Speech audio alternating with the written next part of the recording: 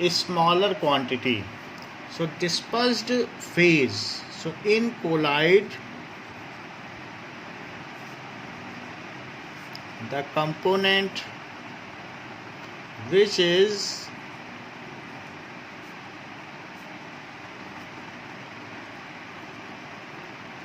in a smaller quantity is called dispersed phase, and the component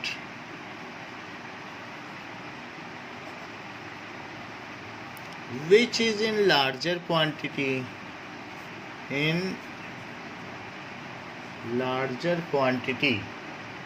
is called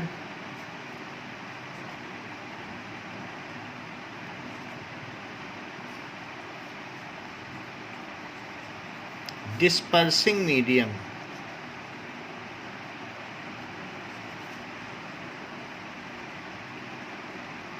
अब देखो, पहली बात है, इसका हम एक टेबल बनाते हैं disperse phase and dispersing medium का। Dispersed phase and dispersing medium,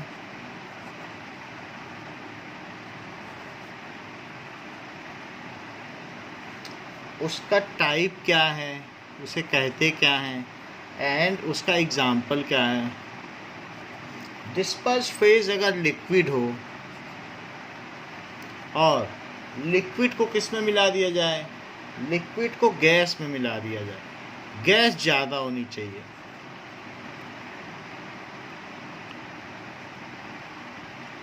तो लिक्विड इन गैस, गैस में लिक्विड हो तो इसको कहते हैं एरोसॉल।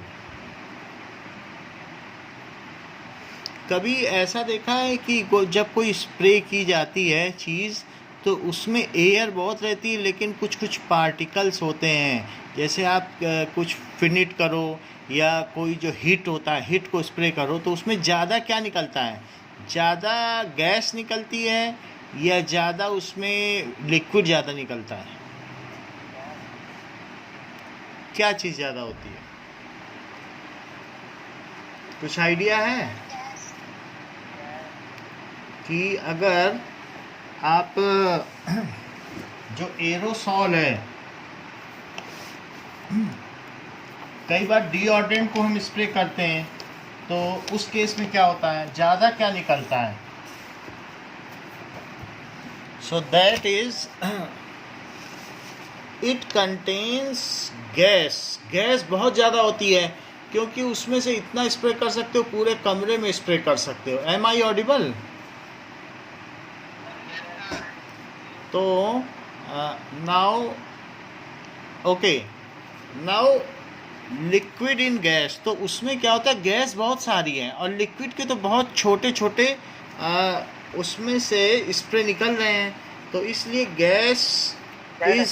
गैस ज़्यादा है और लिक्विड बहुत थोड़ा सा होता है। बात समझ में आ गई कि नहीं? सर वो क्या लिखा है सर लिक्विड इन गैस के बाद?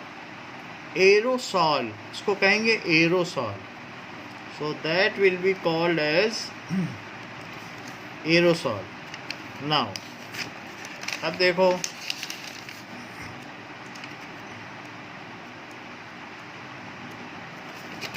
कि स्प्रे जैसे किया जाए तो इसमें अगर हम स्प्रे करेंगे तो दैट इज़ हेयर स्प्रे भी हो सकता है, हेयर स्प्रे, या फॉग हो सकता है। तो आप ये देखो कि इसमें क्या दिखाया जा रहा है। Now here you see, so hair spray आपको दिख रहा है।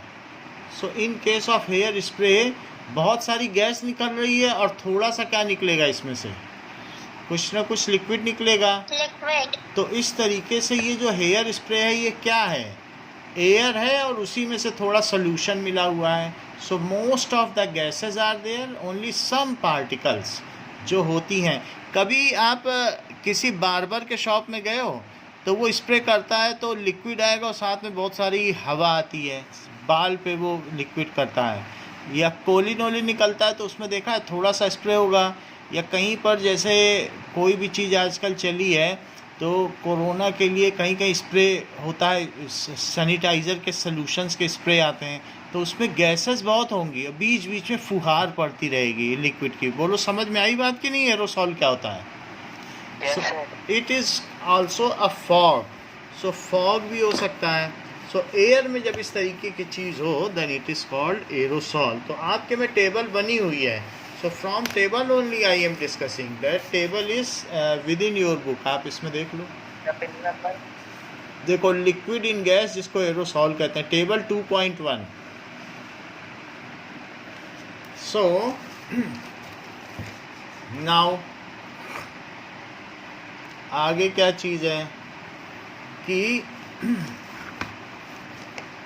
Next is solid in gas. तो गैस में सॉलिड के पार्टिकल हों, ऐसा कुछ हो सकता है? कोई एग्जांपल आपके ध्यान में आ रहा है कि solid in gas?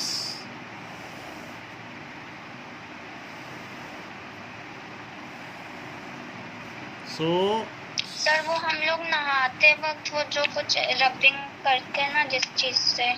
Solid in gas that is called, gas बहुत ज़्यादा होना चाहिए और उसमें सॉलिड के पार्टिकल होते हैं। दैट इज़ आप प्यूमिस स्टोन की बात कर रहे हैं जिससे पैर घिसते हैं ना, उस पैर घिसते हैं तो Yes, उसमें sir. हवा रहती है, but that contains most of the solid. उसमें बहुत सारा सॉलिड और बीच बीच में गैस है, वो गैस इन सॉलिड है। सॉलिड का मेन बट्टी है और बीच में गैस है। तो जिस की आप बात कर रही हैं that is gas in solid. हम बात कर रहे हैं स्मोक की। धुआं निकलते देखा है कभी अंगीठी से? जब कोयला जलाते हैं खूब धुआं निकले, ऐसा कहीं देखा है? लकड़ी शुरू में जले तो खूब धुआं Yes, निकले। sir, देखा. तो उसमें बहुत सारे पार्टिकल्स ऐसे होते हैं कि that is solid in gas. या कभी आपने तेल की जो बत्ती होती है दीपावली में जब वो जलाई जाती है तो उसके ऊपर एक कटोरी रख देते हैं काजल बनाने के लिए, दिया, और वो काला पड़ जाता है, ऐसा देखा है? किसी क्या होता है ऐसा? No sir. जैसे अगर भगवान की अलमारी में दिया जल रहा है तो ऊपर काला काला हो जाता है, ऐसा कभी देखा है? Yes sir, Yes, yes sir, ये तो देखा है. तो ये देखा है, तो वो उसमें जो पार्टिकल्स होते हैं जो उसमें से स्मोक निकल रही है तो वो कहीं ना कहीं डिपॉजिट हो जाते हैं बाद में, लेकिन वो अनबर्न्ड कोयले के पार्टिकल तो ऊपर उड़ ही जाते हैं and then they ultimately get deposit. उसे आप हटाओ तो एक लेयर सी रहती है, वो कपड़े से पुछ जाती है। सो दैट इज़ स्मोक। और कहीं कहीं तो धुआं निकलता है, जब हलवाई खाना बनाएगा तो गैस में से अंगीठी को जब शुरू में जलाओ तो बहुत धुआं निकलता है। So that kind of smoke contains unburned carbon particles. Gas बहुत रहती है लेकिन उसमें थोड़े बहुत अनबर्न्ड पार्टिकल रहेंगे, तो स्मोक इसका एग्जाम्पल है। या किसी स्कूटर से या ट्रक से पीछे से धुआं निकलते हुए देखा है जिसमें बहुत ज़्यादा ही धुआं निकल रहा हो? ऐसा कभी देखा है सड़क बहुत पर? बार. तो Sir, बहुत बार देखा है. तो वो उसको कहते हैं एग्जॉस्ट। तो अगर एग्जॉस्ट होता है जो किसी के उसमें, मेरे सॉलिड एंड गैस का example. That is solid in gas, क्योंकि जो एग्जॉस्ट होगा तो किसी ऑटोमोबाइल का जो एग्जॉस्ट होगा उसमें से जो धुआं निकलेगा किसी गाड़ी में से, सो दैट विल बी, किसी बाइक में से जो धुआं निकलेगा it will B so much and it contains unburned carbon particles. है गैस सर लेकिन विंड भी होगा तब तो. क्या? सर विंड नॉर्मल सर जो होता है उसमें भी तो होते हैं पार्टिकल. वो अगर वो ऐसे पार्टिकल जो डस्ट पार्टिकल हैं, तो अगर एयर है, एयर के जो डस्ट पार्टिकल है वो नीचे बैठ जाएंगे, बट ये जो स्मोक है ये हवा में डिस्पर्स्ड रहेगा। डिस्पर्स का मतलब ये हवा में सस्पेंडेड रहेगा, तैरता रहेगा हमेशा के लिए। सो वो एयर को क्या बना देगा कि दैट इज़ विजिबिलिटी कम हो जाएगी। जहाँ बहुत धुआं रहता है वहाँ क्या होता है कि आपको 200 मीटर 300 मीटर के आगे दिखता नहीं है। और बहुत क्लीन एयर हो देन योर विजिबिलिटी यहीं से मेहरानगढ़ का किला दिख जाएगा। तो ये पार्टिकल हवा में बहुत देर तक सस्पेंडेड रहते हैं जो एग्जॉस्ट के होते हैं या स्मोक होता है। It is not easy that they settle down immediately as the suspension. बहुत छोटे पार्टिकल होते हैं, या कहीं कहीं माइनिंग होती है, तो माइनिंग में वहाँ इतनी धूल होती है कि जो इतने फाइन डस्ट पार्टिकल होते हैं जो हवा में बहुत देर तक सस्पेंडेड हों, उनको आप इसमें ले सकते हो कि सॉलिड इन गैस, और जो नीचे जल्दी से बैठ जाए वो नहीं लिया जाएगा। बोलो, बात समझ में आ गई? तो इसको भी क्या कहते हैं? एरोसॉल। नाउ थर्ड इज देखो, इन गैस लिया, पहले दो एग्जाम्पल किस में लिए गए? इन गैस। अच्छा, गैस इन गैस क्या कोलाइड हो सकता है कि नहीं?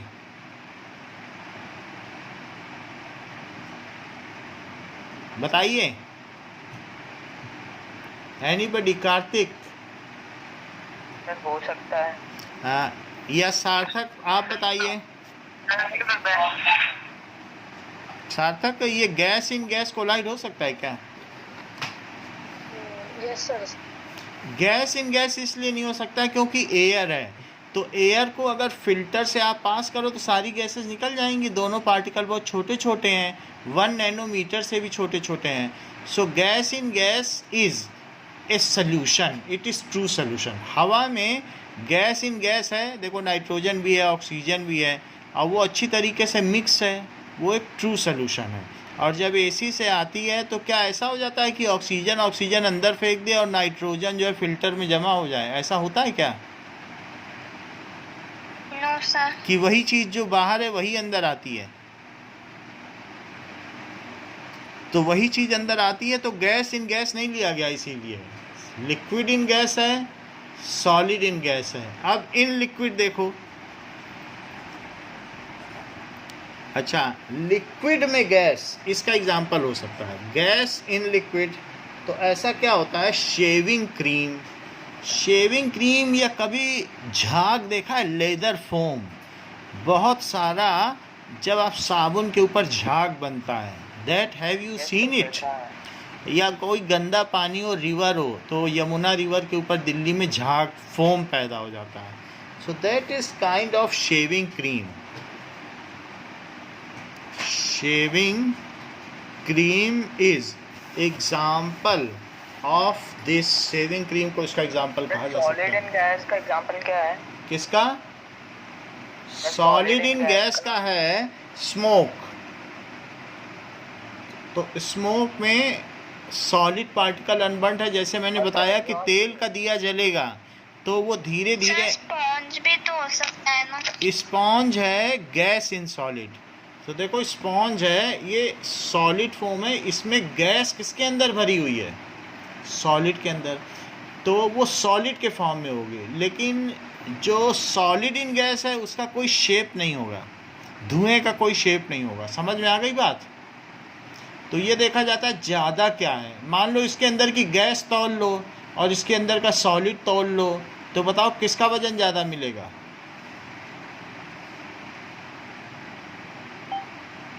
किसका मास ज़्यादा होगा, सॉलिड का कि गैस का? सॉलिड का। सर गैस का नहीं होगा, गैस तो आपको 1-2 ग्राम ही मिलेगी, बाकी जो स्पॉन्ज है वही ज़्यादा वजन होगा। हैं? स्पॉन्ज किसका एग्जांपल है? स्पॉन्ज है gas in solid, whose mass is more. बताओ, इसमें सॉलिड का मास ज़्यादा है कि गैस का? सॉलिड का। क्योंकि गैस तो बहुत हल्की होती है और थोड़ी थोड़ी सी है गैस। अगर तुम उसको देखोगे तो बस उसको दबा दो, सारी गैस निकल गई, तब भी उसका वजन उतना ही रहेगा। स्पॉन्ज को अभी तोलो और बिल्कुल इसको बांध दो धागे से और तब तोलो, तो गैस तो हटा दी। सॉलिड इन गैस का होना चाहिए ये ना, इसको कहा जाएगा गैस इन सॉलिड, ज़्यादा जो हो। बताओ, शुगर इन वाटर बोलोगे कि water in sugar? Water in sugar. ऐसा शुगर इन वाटर। गलत बोल रहे हो, शुगर इन वाटर बोलो। जो ज़्यादा होता है वो बाद में बोला जाता है, शुगर इन वाटर। तो इसमें ज़्यादा क्या है? तो बताओ, इसे क्या बोलोगे? Gas in solid. इसे क्या बोलोगे? Gas in solid. इसे क्या बोलोगे? Gas in liquid. देखो, सार्थक ने भी अच्छा बताया, क्योंकि लिक्विड का इसमें वजन ज़्यादा है शेविंग फोम में, जैसे तुम्हारे साबुन के ऊपर झाग है, तो उसमें बताओ एयर का वजन ज़्यादा होगा कि जो साबुन का झाग है उसका वजन ज़्यादा होगा, लिक्विड का? लिक्विड का। हाँ, इसीलिए तो इसलिए हम इसको क्या बोल रहे हैं बताइए?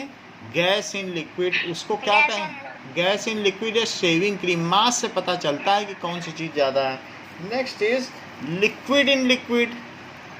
सर टाइप तो लिखी है। बोलो। अच्छा, इसका टाइप। हाँ, फोम सो हो जाएगा गैस। हाँ, ये फोम है। झाग बनता है, फोम को कहते हैं लेदर फोम, झाग होता है, इसको झाग भी बोल सकते हैं। अच्छा, फोर्थ क्या है? Liquid in liquid. Liquid in liquid. आप क्या करो कि घर में थोड़ा सा तेल लो और पानी में डाल के मिक्सी में चला दो, तो जो ऑयल है वो पूरे सलूशन में छोटे छोटे पार्टिकल के तौर पर आ जाएगा, और वो फिर सर तेल तो सर ऊपर ही भाई रहेगा ना? ऊपर रहता है, लेकिन एक बार अगर आप मिक्सी में चला दोगे तो उसके छोटे छोटे जो ड्रॉपलेट्स हैं वो पूरे में मिल जाएंगे। जैसे आप ये समझो मिल्क है, तो मिल्क में क्या घी होता है? मिल्क से घी बन सकता है क्या? Yes sir. तो उसमें जो फैट प्रोटीन है वो पूरे दूध में घी पूरे दूध में मिला रहता है, जो मिल्क प्रोटीन है, और उसी से बटर बन जाता है, उसी से फिर घी भी बन जाता है। तो ऐसा तो नहीं है कि सिर्फ ऊपर ही तैरता रहता है। क्या ऊपर ही तैरता रहता है सारा घी, कि पूरे में मिक्स रहता है? No sir. तो इस तरीके से जैसे घी उसमें पूरे में मिक्स है मिल्क में, सर फिर वो मलाई क्या होता होगा? मलाई हो जाता है। तो वही चीज़ तो मैंने कहा कि जो कोलाइड्स हैं वो लेस स्टेबल हैं। अगर उसको आप डीप फ्रीजर में या फ्रिज में रख दो तब तो वो ऊपर आ जाएगा, क्योंकि तेल की डेंसिटी लेस होती है और जो मिल्क प्रोटीन है उसकी डेंसिटी हैवियर है। लेकिन in case it is kept outside at room temperature, then that fat will not come at top, और फ्रिज में टॉप पे आ जाता है, या उतना नहीं आएगा, थोड़ा बहुत तो आ ही जाएगा, बाहर रखने पे हल्की मलाई आ जाती है, बट उतना नहीं आएगा जितना आना चाहिए। सो ये कहा जा सकता है it is also a colloidal solution, क्योंकि वो पूरे में मिक्स है फैट। समझ में आ गई बात? लेकिन वो उतना स्टेबल नहीं है। सर गर्म चीजों में नहीं आता है मतलब मलाई? गर्म चीज़ों में नहीं आएगी, लेकिन डीप में अगर फ्रिज में रख दो तो आप देखोगे मोटी मलाई आएगी। कभी देखा है ऐसा दूध रख दिया मोटा? सर लेकिन सर चाय में तो आ जाती है सर, चाय में तो चाय में आ जाती है, सो थोड़ा बहुत आ जाएगी। Otherwise what ever most of the fat, liquid fat is present through out T. ऐसा नहीं है कि every particle of fat is extracted and it is coming at the top. सारा थोड़ी ना आ जाएगा उसका फैट, उसमें बहुत फैट होता है। समझ में आई बात आपको? तो थोड़ा बहुत आने से नहीं है। सो इसका मतलब है जैसे oil in water, ghee in milk. तो मिल्क इसका एक अच्छा एग्जाम्पल है। मिल्क में दोनों है, फैट प्रोटीन और मिल्क प्रोटीन, ये सारी चीज़ें हैं।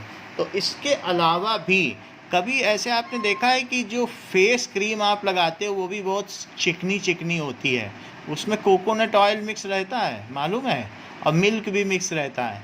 तो उसमें दूसरे लिक्विड के साथ कुछ ना कुछ ऑयल या बटर मिक्स रहता है। तो फेस पर लगाते हैं तो फिंगर से जब टच करोगे तो ये आपको कैसा लगता है? इट इज़ स्लिपरी और नॉट ऑयली होता है कि नहीं फेस क्रीम? तो जो फेस क्रीम है वो भी कई लिक्विड्स का सलूशन है, चाहे आप कोई भी फेस क्रीम लगाओ। तो इस तरीके से क्रीम होगा ना सर? बोलो। कोई भी क्रीम लिक्विड का होगा। कोल्ड क्रीम भी इसी का एग्जांपल है। सो इस तरीके से कोई भी ऐसा हो ना जो सन स्क्रीन लोशन जो लिक्विड टाइप में हो, कोई भी जो लिक्विड में हो, लिक्विड इन लिक्विड में ही होना चाहिए उसका फेज। सो इस तरीके से ये इमल्शन है। इमल्शन, क्या मिल्क एक इमल्शन है? Yes sir. और ऐसे ही हम ऑयल इन वाटर सिंपली डालेंगे तब इमल्शन नहीं है, जब तक अच्छी तरीके से मिक्स ना हो जाए। तो इसलिए मैं फेस क्रीम लिखता हूँ। फेस क्रीम जो लिक्विड में हाथ में लेने से फैल जाए, वो भी एक इमल्शन है। नाउ अगर आपने मान लो ऐसा किया कि तेल में या घी में तले हुए ब्रेड पकौड़े खा लिए, तो आपके पेट में ऑयल भी चला गया और आपके पेट में बहुत सारा लिक्विड पहले से ही है, वाटर भी है, तो वो ऑयल अंदर के वाटर से अच्छी तरीके से मिक्स हो जाता है और उसको कहते हैं कि इमल्सिफाइड पेस्ट बन गया। बात समझ में आई? ये नहीं होता है कि ऑयल ऊपर स्टमक में तैरता रहे, वो बिल्कुल अब जैसे आपने खाया तो खाने के बाद आपके पेट के अंदर ये चला जाएगा and it will be properly mixed. तो ये आपकी बॉडी में क्या हो जाएगा? It will be properly mixed in your stomach. यहाँ से गया और यहाँ से आकर यहाँ आ गया। सो it is properly mixed and it is emulsified. यही स्टमक है, या कहीं पर भी इंटेस्टाइन में भी आगे जाएगा, then also it is properly mixed. So that is emulsified. ये कहा जाता है कि कोई भी चीज़, जैसे ये स्टमक है तो स्टमक में कोई भी चीज़ जाएगी तो स्टमक में ये मिक्स हो जाएगी, properly it will get mix. So it will get emulsified. ये स्टमक है तो स्टमक में वो अंदर चली जाएगी और मिक्स हो जाएगी। बात समझ में आ गई ना आपको? तो इसलिए आपने तेल की कोई भी चीज़ खा ली या घी खा लिया तो आपके पेट में प्रॉपरली मिक्स हो जाता है और इमल्शन बनाता है। तो इसलिए जब भी डाइजेस्टिव सिस्टम हम पढ़ते हैं तो कहते हैं कि अंदर इमल्शन बन गया है। नाउ फोर्थ वन तो हो गया है। Now we will see fifth one.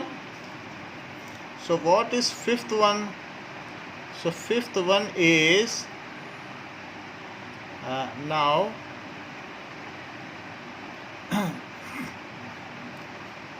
In liquid. तो गैस इन लिक्विड देख लिया, लिक्विड इन लिक्विड देख लिया, और अब क्या देखना है? दैट इज ब्लड है। अच्छा, ब्लड। और किसी के में भी ब्लड आ रही क्या? यस सर, मेरे खून में भी आ रहा है। ओके, तो उसे ठीक कर देते हैं फिर।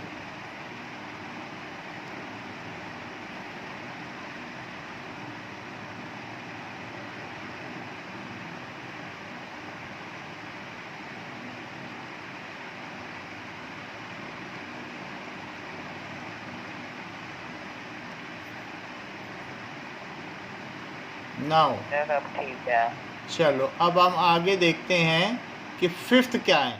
कोई मुझे बता सकता है? Gas in liquid, liquid in liquid, और अब मैं क्या लिखने जा रहा हूँ? Solid in liquid. हाँ, क्योंकि तीसरी चीज क्या होगी? Solid in liquid.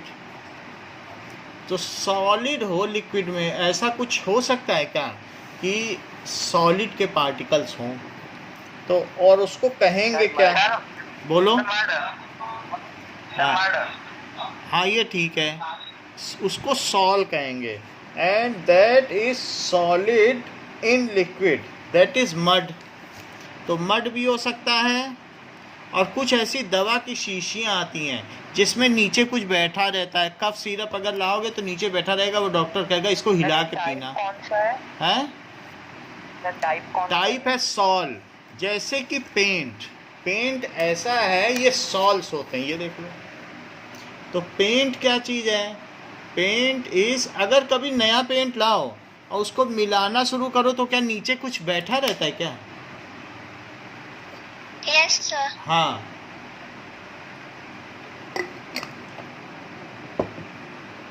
तो इसमें नीचे कुछ बैठा रहता है पेंट में, फिर उसको अच्छी तरीके से मिक्स करना पड़ता है। ये नहीं कि लाते ही खोल के आप पेंट नहीं करने लग सकते। ऊपर वार्निश रहेगा, नीचे बहुत सारा वो जो चीज़ नीचे बैठी रहती है, that is kind of resin या कलर पार्टिकल या पिगमेंट्स रहते हैं जो नीचे बैठे रहते हैं, जैसे येलो कलर, वो उसको मिलाने से ही पेंट बनता है। सो उसको पिगमेंट को कलर कहते हैं। So it is example of sol. ये भी सॉल हो गया। तो इसलिए मड भी बोल सकते हो, या इसको कह सकते हो पेंट्स, या आप एक और चीज़ आती है जमाल गोटा, दैट इज़ जिसको खाने से कई बार क्या हो जाता है कि लूज मोशन शुरू हो जाते हैं। So that is milk of magnesia. Milk of magnesia क्या होता है? ये बिल्कुल वाइट कलर का होता है, मिल्क ऑफ मैग्नीशिया। और it is very, milk of magnesia ऐसा होता है कि गाढ़ा गाढ़ा होएगा। एंड इन दिस केस अगर इसे रख दोगे तो नीचे कुछ ना कुछ बैठ जाता है। So that is milk of magnesia.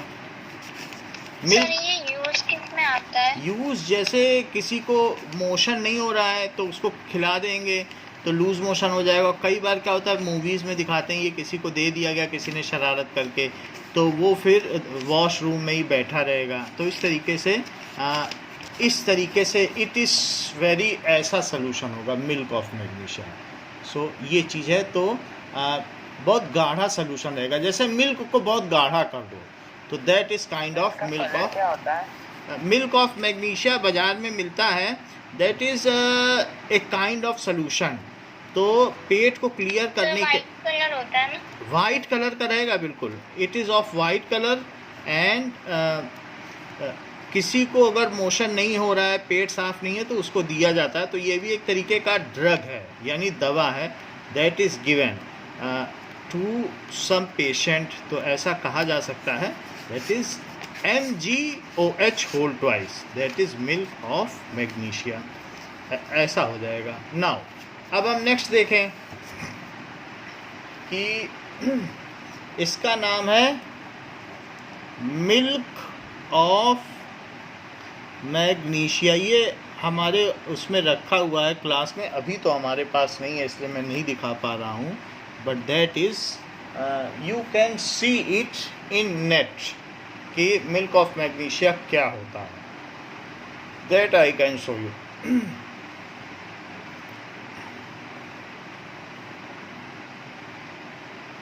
milk of magnesia. Now you can see its images कि कैसे होती हैं।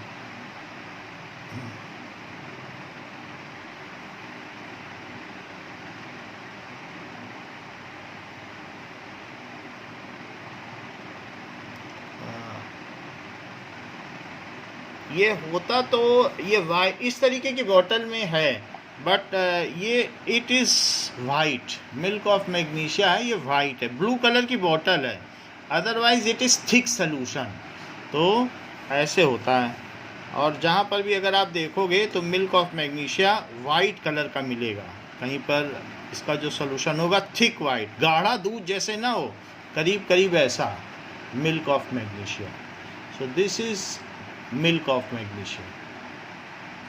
It is a kind of thick solution. यहाँ सही है, ये देखो तो पता चल जाए। अब देखो इसमें पता चल रहा है कितना गाढ़ा है। जैसे कोई पेंट हो, समझ में आ गया, वाइट पेंट। तो इट इज़ सो थिक। तो ऐसा ही होता है ये milk of, it is A thick solution. ऐसा हो गया। तो मिल्क ऑफ मैग्नीशिया आपको पता चल गया, ये ड्रग है और केमिस्ट की दुकान पर मिलता है। Now you can also assess this कि ये मिल्क ऑफ मैग्नीशिया डाला जा रहा है, देखो कितना गाढ़ा है। नाउ सर ये तो ग्लू के जैसा है ना, फेविकॉल के बिल्कुल जैसा। ग्लू टाइप गाढ़ा गाढ़ा है। So it is a kind of solution. अब देखो ये तो हमने जो चौथा टाइप बताया, फिफ्थ बताया, तो सॉल बता दिया, solid in liquid. It is kind of sol, gas in solid. अब हम सर इन ये तो हो गया है ना एक बार। तो सिक्स देखो, that is gas in solid अलग है, सॉलिड इन गैस अलग है। बात हमने बताई जो ज़्यादा है, गैस इन लिक्विड हो चुका है। दोनों में फ़र्क है। दैट इज़, अच्छा बताओ, शुगर इन वाटर और वाटर इन शुगर। शुगर के बड़े से थाली में थोड़ा पानी डाल दो और एक है पानी में थोड़ी शुगर डाल दो, दोनों में फ़र्क है कि सेम चीज़ मानती हो? सर फर्क है। तो वही फ़र्क इसमें है कि गैस इन सॉलिड में सॉलिड बहुत सारा है और बीच में थोड़ी सी 1 ग्राम गैस है। तो जैसे अगर मैं कहूँ गैस इन सॉलिड है तो वो तुम्हारा वो प्यूमिस स्टोन होता है ना, जो पैर में रगड़ने वाला पत्थर होता है, तो प्यूमिस स्टोन हो जाएगा या स्पॉन्ज हो जाएगा। So pumice stone. Now pumice stone भी पैर में रगड़ने वाला पत्थर है और वो उसी तरीके का होता है।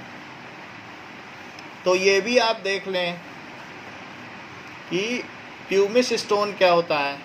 So it is like this, यहाँ पर ये दिखाया गया है। So these are the images of pumice stone. ऐसा पत्थर, यस सर देखा ये है। पत्थर देखा है जिससे पैर को वो किया जाता है, तो ये पैर में रगड़ने, यस सर। तो ये सभी के घर में ज़्यादातर होता ही है पैर रगड़ने वाला। तो इसमें सॉलिड ज़्यादा है कि गैस ज़्यादा है?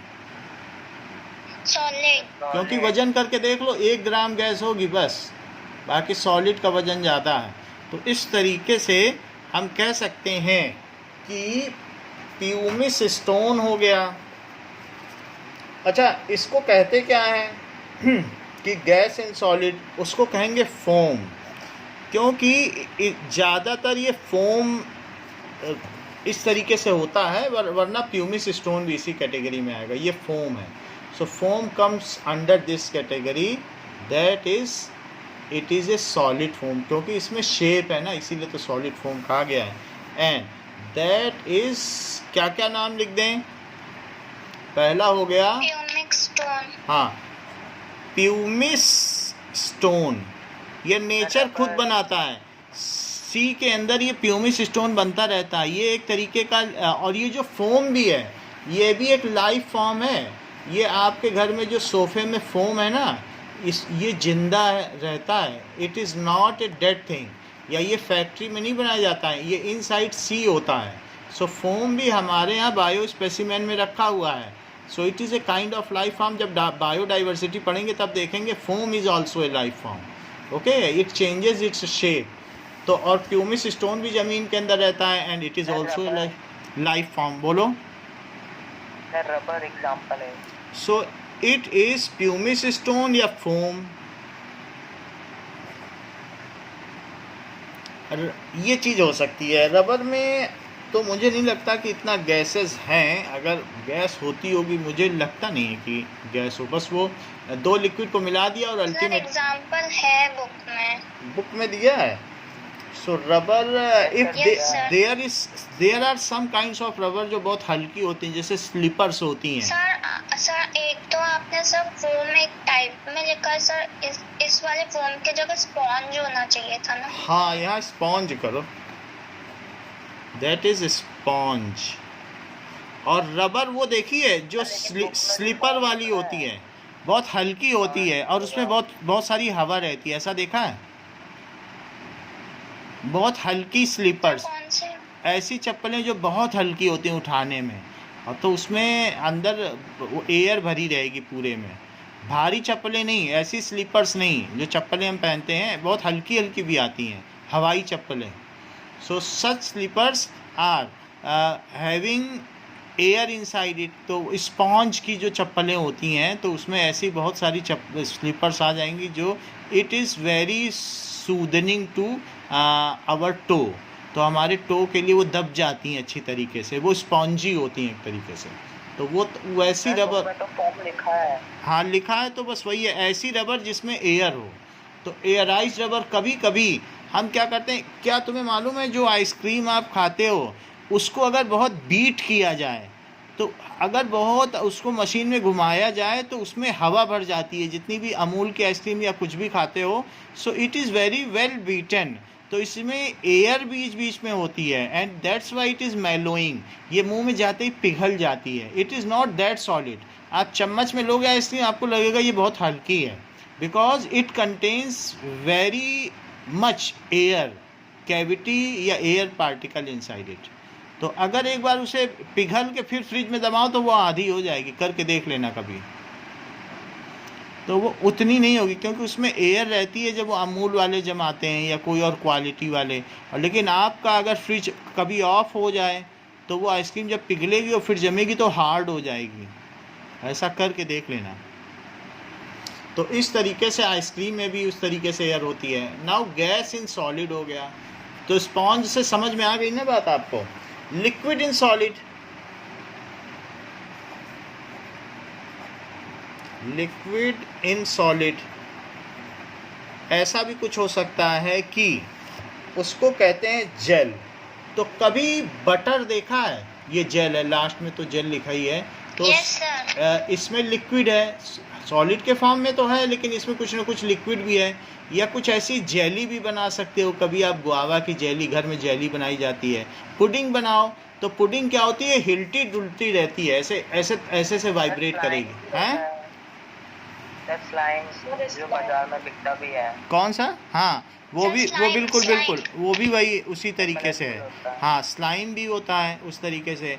और बटर, बटर में अंदर में कुछ ना कुछ ऐसा रहेगा कि थोड़ा बहुत मिल्क का पोर्शन है जो उसमें से बहने लगता है। So butter is also an example of liquid in solid. So आपकी बुक में जो भी चीज़ें लिखी हैं, जेली हो गया, सर स्लाइम, स्लाइम भी हो सकता है, और इसी तरीके से चीज़, चीज़ में भी थोड़ा लिक्विड है, और बटर हो गया। And it is gel, gel के फॉर्म में, या हेयर जेल भी हो गया। Now 8th type, that is, अब क्या चीज़ सॉलिड में लेंगे, तो in solid, solid in solid.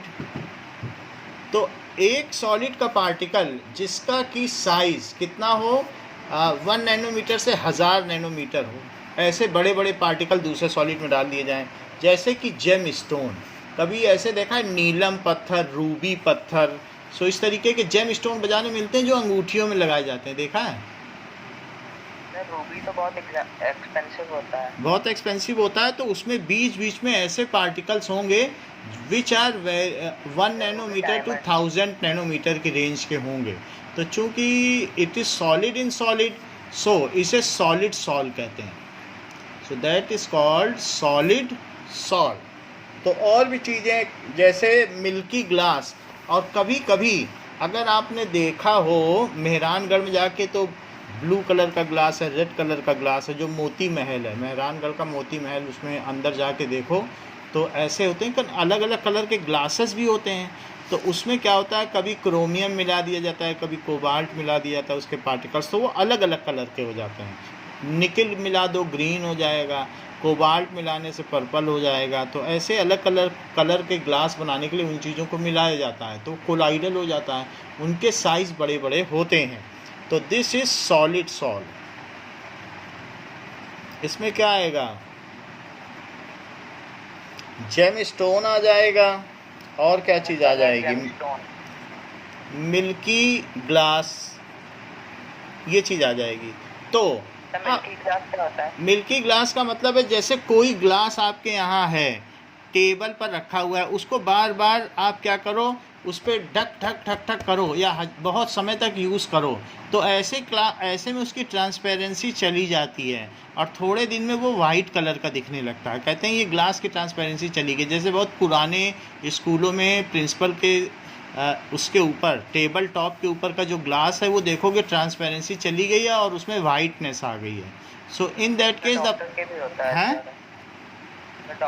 Table पर भी, हाँ, डॉक्टर के टेबल पर भी। तो जब जिसका ज़्यादा यूज़ होता है, तो ऐसे केस में वो जो क्रिस्टलाइन स्ट्रक्चर छोड़कर वो कोलाइडल बन जाता है, तो in that case it is milky glass. तो वो चीज़ भी हो सकती है। अभी देखो, हमने 8 टाइप्स देखे हैं, तो 8 टाइप्स में ऐसा कौन सा टाइप है जो इसमें छूट गया है, या जो नहीं हो सकता? गैस इन गैस नहीं हो सकता है, बाकी सारा ले लिया। अब जरा हम यहाँ पर देख लें, तो अपनी मेमोरी के बेसिस पर बताना सबसे पहला कि लिक्विड इन गैस क्या हो सकता है। बता सको तो बताना, जो भी बता दे, बुक ना देखना। बोलो। Hair spray. हाँ, हेयर स्प्रे, एरोसॉल, नाम ठीक बताया है। Now Kartik, solid in gas. Sir fog भी हो सकता है। फॉग हो सकता है, मिस्ट हो सकता है। अच्छा, solid in gas. Sir smoke. Sir वो स्मोक ठीक है। एग्जॉस्ट हो सकता है। अच्छा, गैस इन लिक्विड क्या हो सकता है? लिक्विड ज़्यादा हो, गैस थोड़ा हो। बोलो। फोम, जो भी वो शेविंग फोम, हाँ सही कह रहे हो। सर जो लोग स्नीज करते हैं वो भी तो होगा। मेरे ख्याल से उसमें एयर ज़्यादा रहती है और स्नीजिंग पार्टिकल कम रहते हैं, क्योंकि उसके टोटल वॉल्यूम में देखोगे तो एयर बहुत है और बहुत छोटे छोटे स्नीजिंग पार्टिकल्स। हमें ये देखना पड़ेगा कि किसका मास ज़्यादा है, उसके बेसिस पर ही होगा। वो आपकी लिक्विड इन गैस के में आ जाएगा, जो आप स्नीजिंग की बात कर रही हो। गैस अगर ज़्यादा है वो हेयर स्प्रे की तरह माना जाएगा। अच्छा ये बताओ लिक्विड इन लिक्विड में क्या हो सकता है? मिल्क हो सकता है। मिल्क क्या है, उसका टाइप क्या है? कोलॉइडल। वो क्या चीज़ है जो हमारे स्टमक में ऑयल के साथ वाटर मिक्स हो जाता है?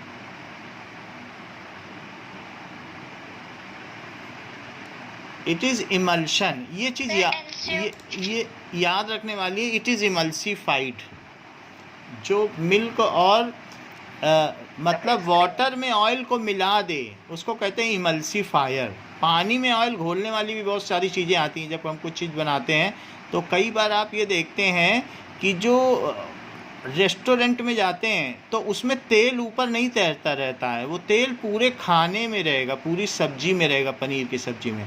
तो ऐसे केस में उसमें इमल्सिफायर ऐड किया जाता है जिससे ऊपर ना तैरे, पूरे खाने में वो अच्छी तरीके से मिक्स हो जाए। और अगर मान लीजिए ऑयल इन वाटर का सलूशन है तो उसको कहते हैं इमल्शन। क्या कहेंगे? और कभी ना मिले इमल्शन ऑयल वाटर में तो वो होटल वाले थोड़ा सा इमल्सिफायर ऐड कर देते हैं तो अच्छी तरह से पूरे में मिल जाता है। तो वो आपको किसी भी दुकान में मिल जाएगा, किराना स्टोर में, इमल्सिफायर। तो तब आप सब्जी बनाओगी तो तेल नहीं तैरेगा, वो अंदर पूरे में मिक्स रहेगा। अच्छा एक बात बताओ, सॉलिड इन लिक्विड का कुछ एग्जांपल समझ में आ रहा है क्या? बताओ।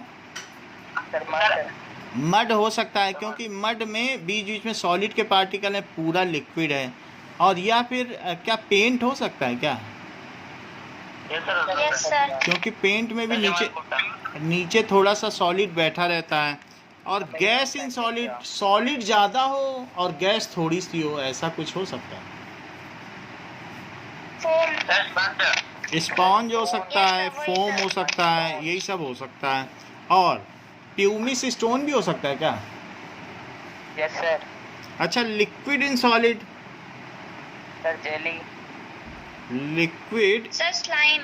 स्लाइम हो सकता है, जेली भी हो सकता है, और बटर भी हो सकता है, चीज़ भी हो सकता है। And solid in solid?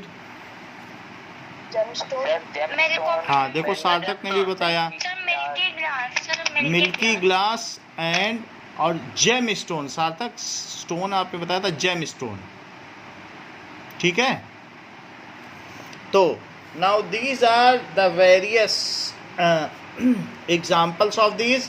Now we will differentiate between three categories. Question number 2 of in-text question.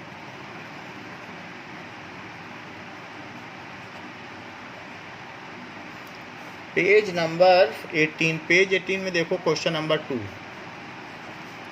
तो किसके किसके बीच में कहा है? Solve, solution and suspension. तो सॉल्यूशन पहले लिख लो। सॉल्व किसका टाइप है बताओ? क्या ये कोलॉइड है? सॉल्व क्या चीज़ है? क्या ये कोलाइड का ही टाइप है? Yes sir. तो हम कोलाइड की प्रॉपर्टी लिखेंगे, भले ही उसने सॉल्व क्यों ना पूछा सॉल्व है, बट हमें मालूम है ये कोलाइड के सारे पार्ट वो हैं, तो we will write the property of colloid. तो कभी अगर आ जाता है एग्ज़ाम में कि सॉल्यूशन, सॉल्व और सस्पेंशन का लिखो, तो आप क्या करना, सॉल्यूशन, कोलाइड और सस्पेंशन का ही लिख देना। और अगर ये कहे सॉल्यूशन, कोलाइड और सस्पेंशन, तब भी यही लिखना, और सॉल्यूशन, सॉल्व, सस्पेंशन कहे तब भी यही लिखना, क्योंकि जो सॉल्व है वो क्या है? कोलाइड। तो अब पहली प्रॉपर्टी ये हो गई, ये होमोजीनियस मिक्सचर है। अच्छा फिर ये कैसा मिक्सचर है ये बताओ, उसका काउंटर। हेट्रोजीनियस। दोनों हेट्रोजीनियस हैं वो दोनों। हेट्रो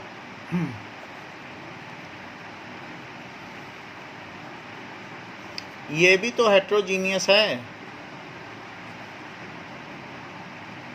अगला कुछ जैसे कि माही ने बताया, इट इज ट्रू सॉल्यूशन। तो ये इसको लिख दो। Yes, sir. ये ट्रू सोल्यूशन है। और इसमें क्या लिखें बताइए। सर सस्पेंशन में तो वो ट्रू सॉल्यूशन नहीं है। हाँ तो not a true solution, not a true solution, बस यही लिखा जाएगा, नॉट अ ट्रू सोल्यूशन। ठीक है, नॉट अ ट्रू सोल्यूशन।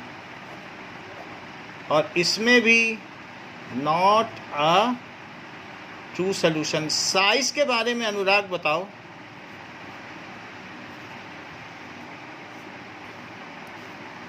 अनुराग उसका सर, मैं- स्मॉल होगा बोलो सर, उसका स्मॉल होगा कितना होगा स्मॉल तो। Sir, less than 1 nanometre. हाँ। और सर So, सॉल का होगा बिटवीन 1 नैनोमीटर टू 1000 नैनोमीटर। और सस्पेंशन का होगा मोर देन 1000 नैनोमीटर। ठीक है, size of particle less than 1 nanometre. 1 nanometre कितना होता है अनुराग? सर 10⁻⁻⁹ मीटर, मीटर भी बोलो। Yes sir, meter. चलो, so size of particle between 1 nanometre to, अच्छा इसमें क्या लिखें? Size particle more than 1 atom ठीक है। 1000 नैनोमीटर। ये बात सही है। ये 3 पॉइंट्स हो गए। नाउ अगला पॉइंट। सर सॉल्यूशन का होगा कि ये फिल्टर पेपर से पास हो जाता है। अच्छा, ये लिखना चाहिए। सो it's all component pass through filter paper. इसके सभी कंपोनेंट पूरे पास हो, दोनों ही पास हो जाते हैं। सल्यूट भी पास हो जाएगा और साथ ही साथ और क्या पास हो जाएगा? Solution. That is solvent. Solution तो बनता है ना सल्यूट और उसको मिलाने से। So it's all components. कौन कौन से कंपोनेंट्स माई? Solute and solvent. हाँ, pass through filter paper. So its component, आगे सेंटेंस पूरा करो। Can not be separated by filtration, उसको अलग अलग नहीं किया जा सकता। क्या छान के तुम वो जैसे सिरप है तो छान के चीनी अलग कर लोगे क्या? तो सर फिल्ट्रेशन से नहीं हो सकता। हाँ, तो can not be separated by filtration. ठीक है। So evaporation is used to separate them. कौन सा मेथड यूज करोगी? Evaporation is used to separate them. अगर ऐसी बात है तो इसके काउंटर सर पार्ट बॉइलिंग नहीं होगा। बॉइलिंग में फिर एक कंपोनेंट उड़ जाएगा, उसमें भी उड़ ही जाता है। अब बॉइलिंग करोगे, कभी ऐसा किया है चीनी पानी को बॉईल कराओ तो जब पानी उड़ेगा और आखिरी में चीनी बचेगी तो काली पड़ जाएगी, फिर काली चीनी खानी पड़ेगी। बोलो तैयार हो? जो आपके बर्तन में चीनी पड़ेगी वो जल जाएगी बिल्कुल। वो मेथड अच्छा है कि पानी उड़ा दो चीनी बचे? सर इवेपोरेशन बेटर है। अगर इवेपोरेशन बेटर है तो इसके काउंटर पार्ट यहाँ की चीज़ पूरी कराओ।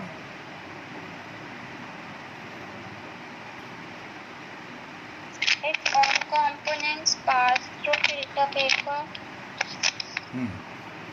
so its component pass through filter paper but do not pass through microfilter। Normal filter paper से तो पास हो जाएंगे, लेकिन बहुत छोटे छोटे छेद हों तो उससे नहीं पास हो पाएंगे।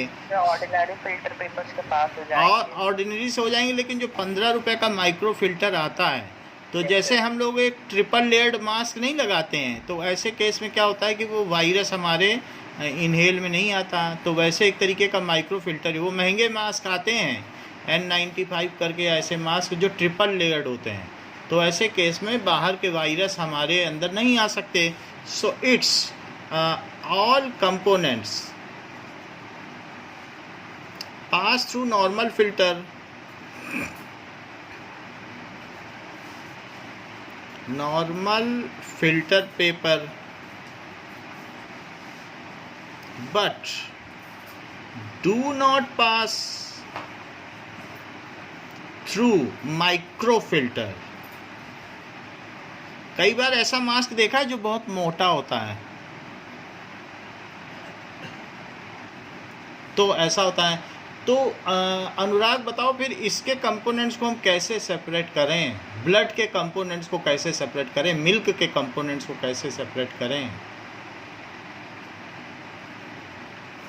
माही सर ब्लड को तो वो कोई मशीन में घुमा दिया था ना. तो वो जो मशीन में, जैसे अगर हम किसी मशीन में उसको घुमा दें तो हम उससे सेपरेट कर सकते हैं. So the method of separation, तो ये देखो कार्तिक को याद है, that means it can B separated by centrifugation.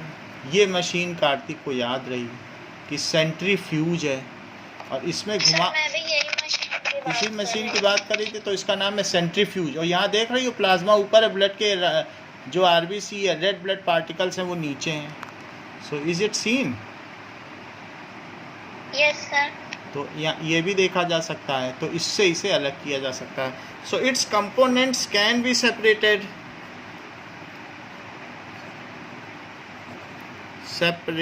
Bye centrifugation. उसमें बड़ी तेज घुमाया जाता है, मिक्सी से भी तेज घूमती है. तो कार्तिक मुझे इसका तीसरा पॉइंट बताओ.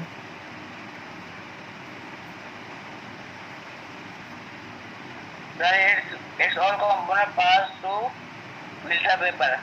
सभी पास हो जाते हैं. अगर मान लो सैंड इन वाटर है तो सैंड भी पास हो जाएगा.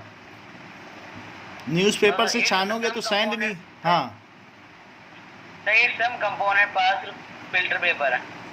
ठीक है.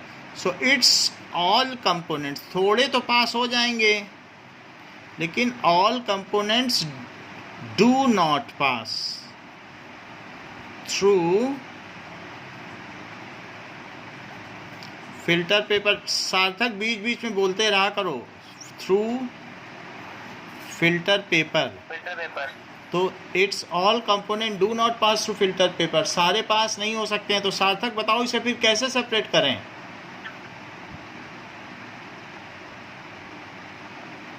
बताइए, हाँ नहीं में तो कुछ बताओ. सो कैसे सेपरेट करेंगे बताइए somebody. हाँ, it can B separated into its component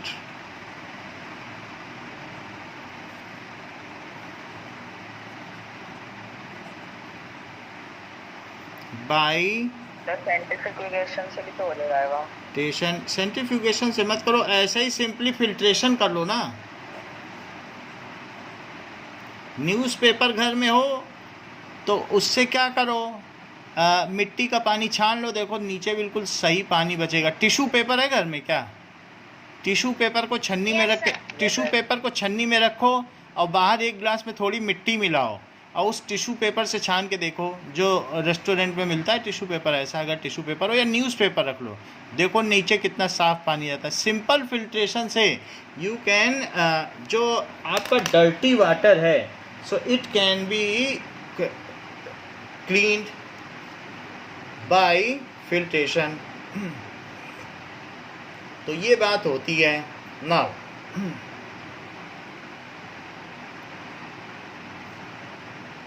अब देखें,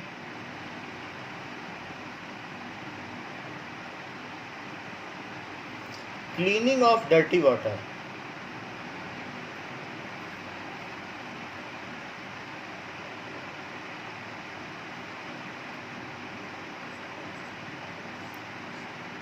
तो अब हम देखेंगे कि ये देखो यहाँ देखो, इसमें डर्टी वाटर दिख रहा है, एक में मिट्टी डाली गई है.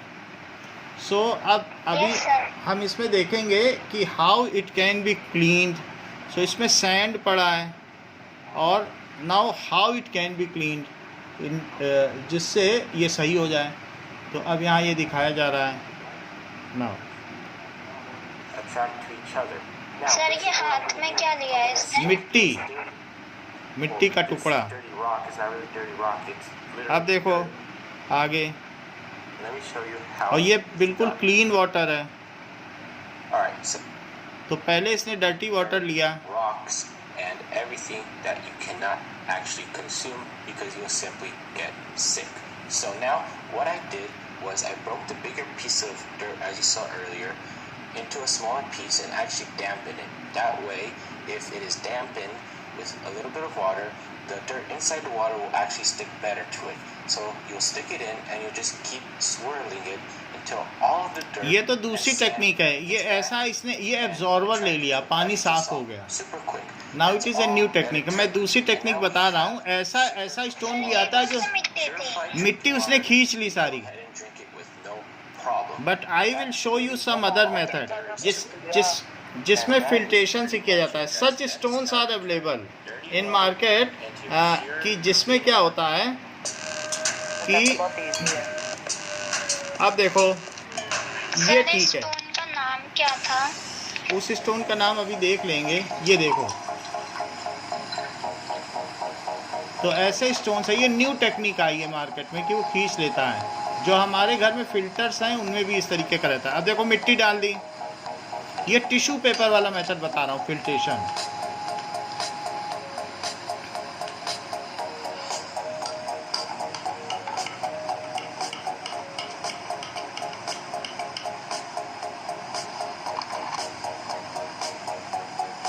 ये टिश्यू पेपर मिलता है ना रेस्टोरेंट में, या कभी आपके यहाँ पार्टी होती है तो घर में मंगाते हो कि नहीं?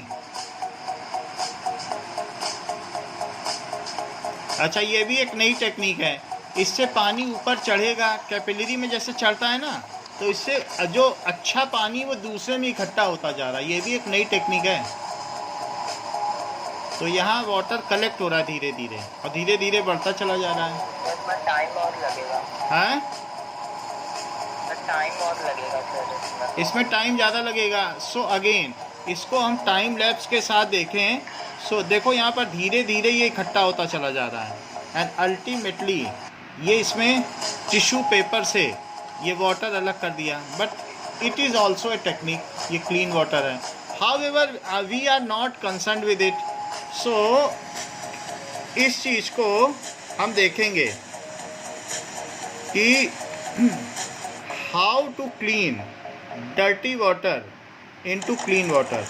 दोस्तों ये है गंदा पानी, और कुछ इसी तरीके का पानी नसीब होगा अगर हम में से कोई अनफॉर्चुनेटली कहीं पर फंस जाए ऐसी जगह पर जहां पर पीने का पानी नहीं हो। मान लो हम घूमने गए हैं या कोई एडवेंचर के लिए गए हैं और वहां पर फंस गए, तो ये गंदा पानी है। दोस्तों ये है गंदा पानी, और कुछ इसी तरीके का पानी नसीब होगा अगर हम में से कोई अब देखो ये पानी पी।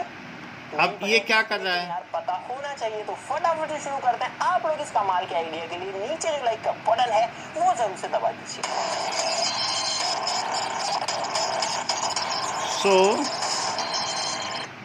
बाद में कुछ ऐसी एक बॉटल बना ली फिल्टर करने के लिए। नहीं है, तो अब हमको जरूरत पड़ेगी मिट्टी की। जी हाँ दोस्तों, मिट्टी, कंकड़, पत्थर, इनका यूज करके हम जो है पानी को साफ करने वाले। तो मिट्टी तो हर जगह मिल जाती है। आज और बोलते हैं दोस्तों, हमको मिट्टी की लेयर्स बनानी है। सबसे नीचे हमको सबसे बारीक मिट्टी रखनी है, उससे ऊपर थोड़ी मोटी बालू रेत, और सबसे ऊपर सबसे मोटी मिट्टी और कंकड़ रखने बड़े साइज के। तो भाई सबसे पहले हमको एक कपड़े का टुकड़ा चाहिए, जो कि आप अपनी शर्ट में से, बनियान में से, या फिर अपने सॉक्स में से कहीं से भी फाड़ सकते हो।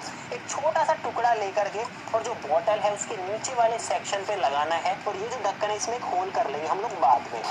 तो ढक्कन का ये हिस्सा मैंने काट लिया है यहाँ पर, और एक कपड़े के टुकड़े के ऊपर हम इसको। It is a kind of filtration, जो आपकी बुक में इसी चैप्टर में है कि वाटर का फिल्ट्रेशन। सो इसका फिगर बना हुआ है आपके में। छोटे पार्टिकल साइज वाली मिट्टी यानी कि चिकनी मिट्टी। और भाई Now, काफी ज्यादा हमको इसमें ये देखो, so after 2 pages we are going to see such कि मिट्टी रखेंगे, फिर पानी को कैसे साफ करेंगे, फिर उससे बड़ी मिट्टी, उससे बड़ी मिट्टी। सो 2.13 फिगर में यही काम हम करने वाले हैं। सो वही चीज़ ये बता रहा है, करके दिखा रहा है कि कैसे हम फिल्ट्रेशन करें कि पानी पीने लायक हो जाए। नहीं तो जो पानी है वो फिल्टर होने में काफी ज्यादा टाइम ले लेगा। अब इसके ऊपर हमको डालनी ऐसी मिट्टी जिसका जो पार्टिकल साइज है थोड़ा सा बड़ा हो, यानी कि थोड़े मोटे दाने वाली मिट्टी। दोस्तों ये जो है नॉर्मल सैंड है जो कि कहीं भी मिल जाती है, तो इस मिट्टी की जो लेयर है वो हम डालेंगे चिकनी मिट्टी के ऊपर, और यहाँ पर मेरे हिसाब से काफी रहेगी। अब हमको इससे और मोटी बालू रेत या फिर उससे भी बड़े साइज के कंकड़ पत्थर चाहिए। यहाँ पर ये जो मिट्टी है आप लोग देखो, इसका साइज थोड़ा और मोटा है, तो थोड़ी और बड़ा, तो पहले थोड़ी बड़ी, फिर थोड़ी और बड़ी, fine gravel, course gravel, after that stone, इस तरीके से यूज किया जाएगा। आप देख सकते हो भाई कंकड़ पत्थर डाल दो। वाला माहौल है। सो इस तरीके से स्टोन्स छोटे छोटे डाल दीजिए, रोड़ी। तो भाई ये बन गई। अब जरा देखो, ये फिल्टर बन गया। तैयार हो गया। आपको इसका रैपर हटा करके दिखा देता हूँ कि अंदर क्या है। तो यहाँ पर भाई साहब आप लोग देखोगे नीचे पतली मिट्टी की लेयर है, उससे ऊपर थोड़ी मोटी मिट्टी की, उससे ऊपर और मोटे पार्टिकल वाली मिट्टी, और उससे ऊपर कंकड़ पत्थर है। अब हमको सिंपली इसको कोई कंटेनर पे रखना है। यहाँ पर मैं ट्रांसपेरेंट ग्लास ले रहा हूँ ताकि आपको दिखता रहे कि क्या हो रहा है। और इसके अंदर हमको ये जो गंदा पानी, देखो कितना गंदा पानी है। मैं इसको और बढ़िया से घोल लेता हूँ ताकि इसके अंदर सारी गंदगी खुली रहे। और इसमें से एक गिलास भर के आप देखो, इसमें सब कुछ है, जो कुछ गंदगी मिल सकती है वो सब कुछ है। और इसको डाल देता हूँ। और अब यहाँ पर आप देखो कि पानी धीरे धीरे नीचे की तरफ जा रहा है ना। देखो मिट्टी गीली हुई, अब ये धीरे धीरे और नीचे आएगा, और फिर उम्मीद है कि ये गिलास में इकट्ठा होना शुरू हो जाएगा। दोस्तों यहाँ पर मेरे हिसाब से मैंने ज्यादा मिट्टी डाल दी, इस वजह से बहुत ही स्लो फिल्टरिंग हो रही है। लगभग 10 मिनट से ऊपर हो चुके हैं, लेकिन अभी भी जो चिकनी मिट्टी है उसकी लेयर पार नहीं हुई है, कोई भी बूंद नीचे नहीं आई है। पानी तो फिल्टर होगा फॉर श्योर, क्योंकि नीचे कुछ नहीं है, सिर्फ मिट्टी है, लेकिन टाइम लेगा। तो इसलिए मैंने एक और सिस्टम बनाया है, इसमें जो है हमने कम लेयर्स डाली है। थोड़ी थोड़ी लेयर ले लो। और गाइस देखा आपने कि इस बार हमने जो मिट्टी है उसकी क्वांटिटी कम ली, चिकनी मिट्टी तो ना के बराबर डाली, और अब इसमें नीचे पानी आने लगा है बूंद बूंद करके, एक एक ड्रॉप आ रही है। जबकि ये वाला जो सिस्टम है काफी टाइम से रखा है, लेकिन इसमें जो है कुछ भी नहीं आ रहा। देखो आप लोग, क्योंकि इसमें हमने ज्यादा मिट्टी डाल दी। तो ये मत करना, कुछ इस तरीके से हमको करना है जिसमें मिट्टी लिमिटेड हो, कंकड़ पत्थर थोड़े ज्यादा डाले। और अब जो है पानी धीरे धीरे पानी की ड्रॉप दिख रही है, इकट्ठा होने लग गया है। तो अब इसको हम देते हैं time. So it is clean. तो थोड़ी देर में ये पहले से ज्यादा तो क्लीन है। यहाँ पर आप लोग देखो कि एक सर ये थोड़ी थोड़ी येलो है। येलो है तो उसमें हम लोग क्या डाल देंगे, दैट इज फिटकरी डाल देंगे। सो उसमें जब हम फिटकरी डाल देंगे तो वो बिल्कुल क्लीन हो जाएगा। मेरे हिसाब से इसको लगभग हाँ, फिर हम ये पोर्टेबल हो जाएगा, फिर वो पी सकते हैं। इसको आधा घंटे से ज्यादा छोड़ने के बाद में सर फिटकरी क्या होता है? दैट इज जैसे इट इज काइंड ऑफ जो पानी है वो फिल्टर हो रहा है। तो अब इसको तो रखते हैं साइड में। ऊपर से पानी कम हो गया जो कि फिल्टर होके इस गिलास में आ गया। एंड गाइस आप लोग क्लियरली देख सकते हैं, ये जो बार्बर शॉप में होता है, कट जाता है तो फिटकरी लगाते हैं। मैं अभी दिखा देता हूँ। तो ये तो आपने देख लिया ना कि वाटर कैसा है। पूरा पीने लायक नहीं है, क्योंकि भाई इस पानी के अंदर अभी भी वायरस बैक्टीरिया हो सकते हैं। काफी तो निकल गए, तो थोड़ा निकाल लिया, अभी ऐसा पानी हो गया। वायरस मिट्टी में से पार हो सकता है। तो इसको हमको करना है गर्म। तो उसके लिए हम लोग इस गैस स्टोव का यूज करेंगे। यहाँ पर इस कंटेनर में मैं इसको डाल रहा हूँ। और जंगल में भाई गैस स्टोव तो बैक्टीरिया किल करने के लिए तो लकड़ी पर भी आग लगा लें लकड़ी पे। तो गाइस इसको उबलते हुए लगभग यहाँ पर हो चुके हैं 5 मिनट। तो बैक्टीरिया इसका किल हो गया है। जो सारा पानी है वो उड़ जाएगा। और एलम को कहते हैं फिटकरी। क्या एलम आपको मालूम है? और इसको होने देते, नहीं तो मैं दिखा दूंगा। एलम दिखा दूंगा। तो इसे पिया जा सकता है ना। अब देखो, इसके अलावा now we can use alum also to further clean, तब वो क्रिस्टल क्लियर हो जाएगा, and that water will be potable, so we can use alum to drink that water. What is alum, that I will show you. White colour का होता है. बिल्कुल white colour का होता है एलम. फिटकरी भी व्हाइट कलर का ही होता वही है, एक ही है एलम. एलम.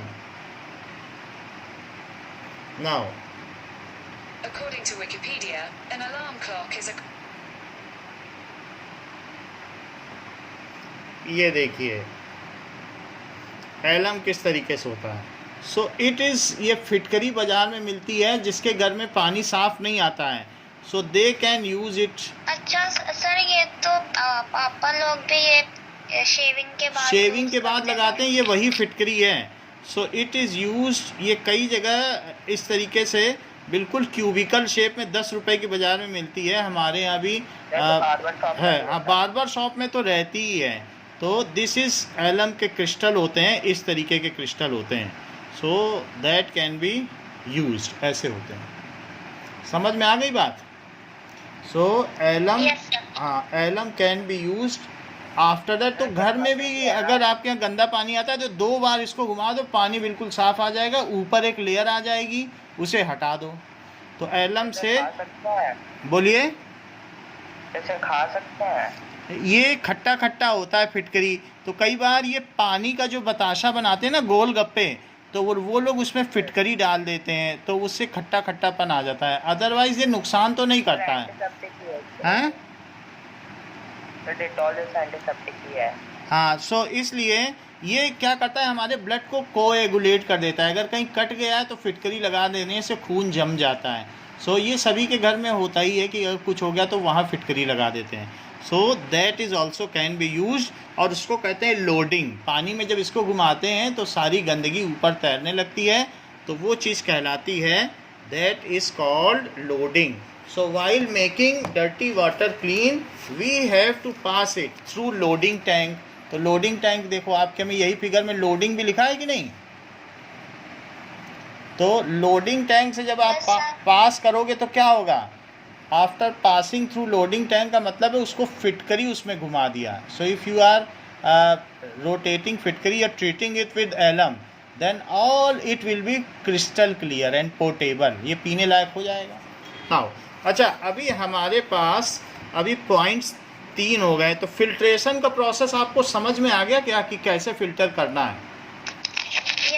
एक तो पत्थर उसने पता नहीं कौन सा डाल दिया था, वो मुझे जानना पड़ेगा और वो पत्थर लेना भी पड़ेगा कि कैसे क्लीन होता है. समझ में आ गई ना बात आपको, जिससे कि मैं आप लोगों को दिखा सकूं. And there are certain methods जो कि दूसरे भी हमने देखे, जैसे कि बिस्लेरी में उसने अलग अलग तरीके के फाइन कोर्स ग्रेवल डाल दिए थे. अच्छा अभी अगला पॉइंट क्या है, 5th पॉइंट.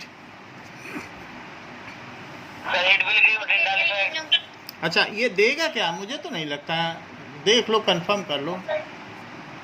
सोल्यूशन देता है क्या टिंडा? अच्छा, it does not give Tyndall effect. और ये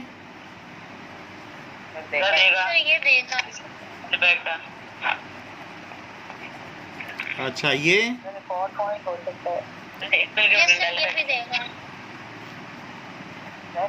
हाँ और बोलो. Sir it is less stable then.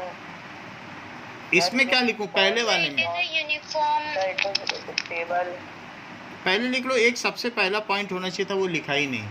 So it has uniform composition, ये सबसे पहला पॉइंट होना चाहिए. यूनिफॉर्म कंपोजिशन, ये कैसा होगा,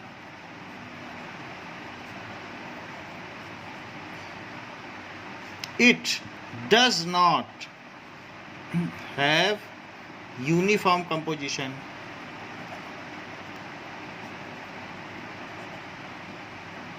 और इसमें भी है कि it does not have uniform composition. Stability के बारे में क्या कहना है? पहले वाला स्टेबल होगा, सेकंड वाला नहीं होगा. हाँ. और थर्ड वाला, पहला वाला इट इज वेरी स्टेबल, और इट इज़ लेस स्टेबल, जबकि ये तो बिल्कुल भी स्टेबल नहीं होगा। क्या इसके पार्टिकल्स को नेकेड आई से देखा जा सकता है? No sir. No sir. So second वाले को भी इट्स नहीं। particles और third वाले को ना देख। can not be seen with naked eye, so its particle can be seen with naked eye, जबकि इसमें क्या है, इट्स सर ये सेकंड वाले में आपने यस लिखा है, लेकिन सर ये कैसे होगा? जैसे सर मिल्क भी तो होगा सर। कैन उसके नॉट होना, particles गलत कहाँ लिखा है लिखते मैंने, हैं? वो गलत लिखा है। It's particle can be seen, सिर्फ इसी के देखे जा सकते हैं, सर सेकंड वाले के कुछ तो देख सकते हैं। किसी में नहीं, कुछ नहीं देख सकते हो। 1000 नैनोमीटर तक हमारी आंखें देख ही नहीं पाएंगी। 1 मिलीमीटर का 1000वां हिस्सा देख लोगे क्या? 1000 नैनोमीटर होता है, 1 मिलीमीटर का 1000। 1 mm तो जानते हो ना कितना होता है, 1 सेंटीमीटर का भी 10th पार्ट है, और उसका भी 1000वां हिस्सा कर दो तो देख लोगे क्या? नाउ नेक्स्ट क्या है, और कोई पॉइंट बन रहा है क्या? नहीं तो एग्जाम्पल लिखें बस, अब तो और क्या पॉइंट बनेगा? मुझे तो नहीं लगता और कोई एग्जाम्पल। तो इसलिए it is salt in water, और ये हो गया मिल्क, ब्लड। वैसे तो बहुत सारे एग्जाम्पल हैं, मुझे कोलाइट के कोई 10 एग्जाम्पल बताओ माही। सर कोलाइट के हाँ। Sir milk, blood, Dettol. और वैसे उसने कहा है सॉल के बताने को, क्योंकि बीच वाला सॉल है, तो यहाँ पर सॉल ही हमें लिखना पड़ेगा। अब सॉल कौन कौन सा है वो टेबल देखो, सॉल में क्या क्या चीज़ें हैं, क्योंकि जब सॉल का डिफरेंस लिख रहे हैं तो उस एग्जाम्पल हमारे पास सॉल के ही होने सर चाहिए। Mud, paint. मड और पेंट था, तो वही लिखो, मड और Yes, पेंट, sir. वही चल पाएगा और कोई नहीं चल पाएगा। तो लेट अस राइट, सॉल में लिखा है मड और पेंट, यही करो, फिर ये नहीं चल पाएगा, ये तो इमल्सन हो गया। अच्छा यहाँ क्या लिखे बताओ?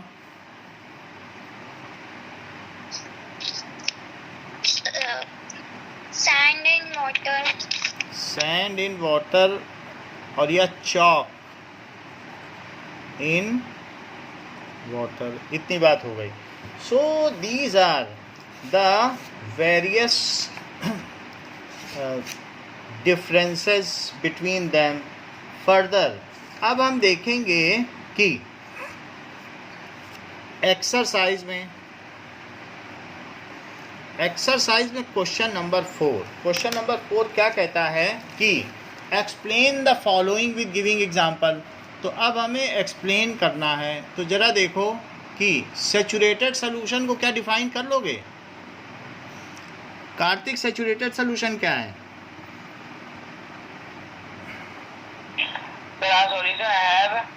Saturated solution does not absorb solute. हाँ, सो इफ नो ऐसा मोर, सॉल्यूशन जो मैक्सिमम अमाउंट ऑफ सॉल्यूट जिसमें डिजॉल्व हो, and no further solute can be dissolve in it, the solution in which no more solute can be dissolve at a given temperature. ये भी बोलना है sir eight ये ए, आपने paper में भी दिया था। हाँ, pure substance which is made up of one kind of particle, example दे देना, कोलाइट का दे देना और सस्पेंशन का दे देना। नाउ अब इसमें मुझे कुछ नीचे चीज़ें हैं, उनको क्लासीफाई करके आप मुझे बताइए। तो अनुराग आप बताइए, सोडा वाटर क्या है जिसमें होमोजीनियस हेट्रोजीनियस बताना है, बताओ। Sir soda water homogeneous. Would, sir would. Homogeneous. Sir homogeneous. Homogeneous नहीं है, उसके अंदर बहुत सारे अलग अलग टिश्यूज़ होते हैं, डिफरेंट लेयर होती हैं, अंदर हार्डर होती चली जाती है, कहीं उसमें जाइलम होता है, कहीं फ्लोएम होता है, कहीं प्लाज्मा होता है। तो ये सर कहीं कीड़े भी तो होते हैं। जो भी चीज़ें हैं, लेकिन वुड एक होमोजीनियस नहीं है, उसका पूरा स्टेम एक जैसा नहीं होता है। तो इसलिए जो वुड है वो हेट्रोजीनियस है, it is not same through out. Air heterogeneous, homogeneous बोलो, वो ये अगर कहे कि डस्टी एयर है, if it is not writing that it is dusty air, तब तक एयर को होमोजीनियस बोलो। सर एयर होमोजेनियस है। बोलो सॉइल हेट्रोजीनियस। होमोजेनियस। होमोजीनियस का सॉइल हेट्रोजेनियस। कितने सारे तरीके की तो सॉइल होती हैं, सॉइल है ना। सॉइल तो हेट्रोजीनियस ही होगा। हेट्रोजीनियस है, उसमें कितनी तरीके की तो सॉइल होती हैं, अलग अलग सबका वो होता है। और कोई किसी में red soil, black soil, laterite soil, alluvial soil, सब अलग सर अलग। मैं वो एयर का बता रही थी। अच्छा, एयर का बता रही थी। विनेगर बताओ, विनेगर क्या होता है। Sir homogeneous. Sir homogeneous. Homogeneous होता है, इसमें एसिटिक एसिड होता है, सिरका, विनेगर पानी में मिला हुआ, तो ये होमोजीनियस होता है, बाजार में मिलता भी है, खाने में इस्तेमाल होता है। फिल्टर्ड टी क्या होगा। Sir homogeneous. Sir homogeneous. अच्छा, ये इनसे भी पूछ लें, सार्थक से।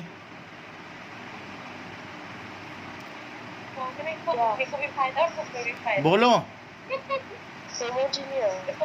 तो अब जैसे कुछ लोग इसको हेट्रोजीनियस बोल रहे हैं, कह रहे हैं कि इसमें मिल्क होगा, तो जो मिल्क है वो तो हेट्रोजीनियस है, वो तो कोलॉइड है, तो मैं किसकी बात मानूं। सर बट अगर हम टी को पियेंगे तो जो पहली सिप होगी वही लास्ट सिप होगी। पहली लास्ट से क्या मतलब है। अगर मिल्क है तो मिल्क तो कोलॉइड है, और मिल्क में ऐसे कहो तो हम तो मिल्क भी पी। हाँ, पहली सिप है, but otherwise there are some fine particle of tea which get settle down at bottom when we complete our tea. क्या ऐसा देखा है आपने। इसका ब्लैक कलर का कुछ होता है, कुछ ना कुछ बच जाता है, वो चाय पीने के बाद नीचे काला काला रह जाता है, तो वो जो टी, ये तो फिल्ट्रेटेड चाय कितना भी फिल्टर कर लो, वो फिल्टर पेपर से भी हो जाएगा, और मिल्क का भी इशू यहाँ आ रहा है। सो अब जरा हम देख लें कि जो फिल्टर्ड टी है उसमें मिल्क भी आ सकता है, तो वो क्लैरिफाई नहीं किया गया है। Now we will see in net, filtered tea is homogeneous और हेट्रोजीनियस। सस्पेंशन का फिल्टर्ड टी इज होमोजीनियस और हेट्रोजीनियस। चलो इस चीज़ को चेक कर लेते हैं तो पता चल जाएगा। इसमें मिल्क के बारे में तो नहीं कहा गया है। सो नाउ लेट अस सी ये क्या कहता है।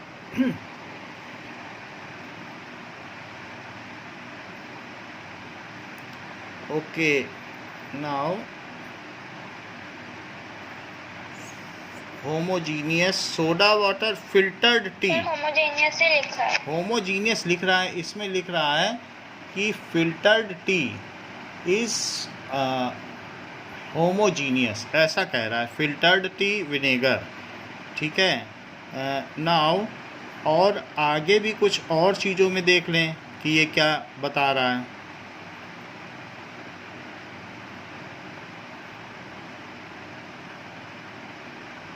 I think it should be homogeneous.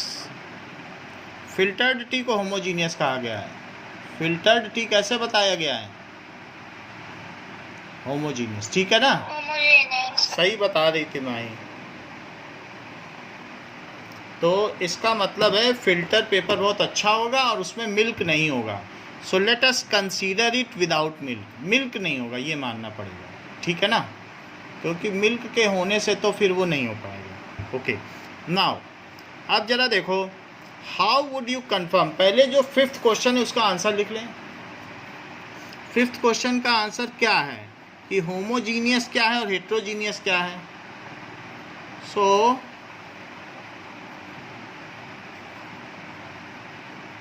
Homogeneous mixture, filtered tea, vinegar and तीसरी चीज़ क्या है, soda water. Next is heterogeneous,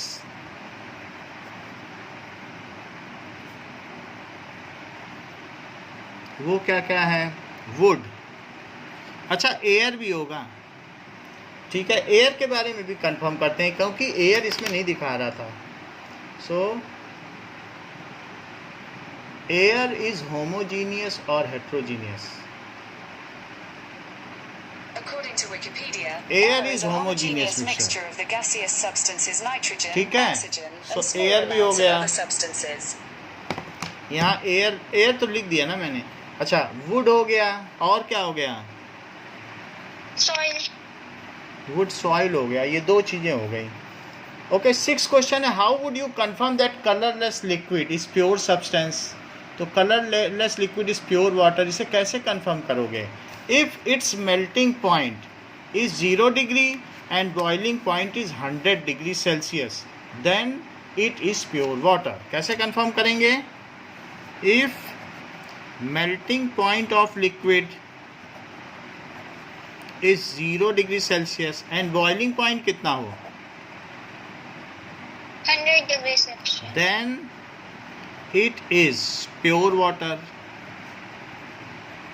in case अगर उसे राउंड बॉटम फ्लास्क में आप गरम करो and it leaves no traces behind it, अगर आपने बर्नर पर गरम कर दिया राउंड बॉटम फ्लास्क में तो वाटर उड़ जाएगा और नीचे बिल्कुल भी वाइट ना बचे, कोई सॉल्ट ना बचे, बिल्कुल क्लीन बॉटम बचे, ये बिल्कुल साफ। इन केस, ये दूसरा मेथड, एक तो पहला मेथड और दूसरा भी है।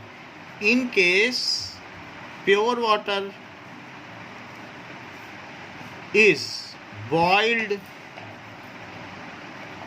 And it does not leave, ये कुछ भी पीछे ना छोड़े, ठीक है, एनी ट्रेस ऑफ साल्ट, पीछे कुछ भी साल्ट ना बचे, ठीक है, बिहाइंड इट, जब उड़ जाए तो अपने पीछे कुछ ना छोड़े, then it is pure water.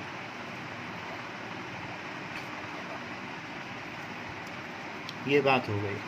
So this is the case of pure water. So for today this much is there, and further we will see the separation of various mixtures. Mixture को separate कैसे किया जाता है, कुछ तो हम जान गए हैं, जैसे फिल्ट्रेशन हो गया, सेंट्रीफ्यूगेशन भी हमने देख लिया, सेडिमेंटेशन भी देख लिया।